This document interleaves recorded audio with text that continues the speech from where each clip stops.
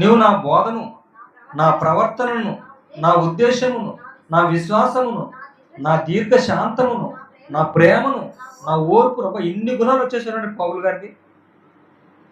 ఒకప్పుడు ఉండేవి ఇవన్నీ పౌల్లో ఉండే. ఇవి లేనప్పుడు దేవుడు దీర్ఘశాంతంతో అతన్ని ఎదురు చూశాడు.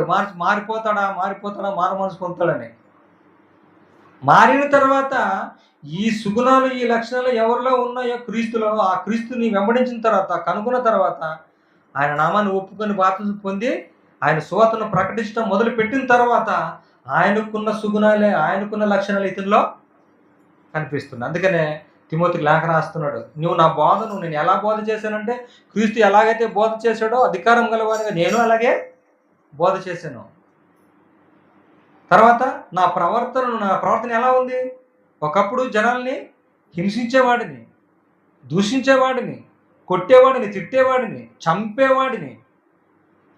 అది నా మునుపు ప్రవర్తన. క్రీస్తుని అంగీకరించిన తర్వాత నా ప్రవర్తన ఎలా ఉంది? ఇప్పుడు ఆ ప్రవర్తన జ్ఞాపకం చేసుకో, ఆ ప్రవర్తన గుర్తుపెట్టు అని తిమోతి చెప్తున్నాడు.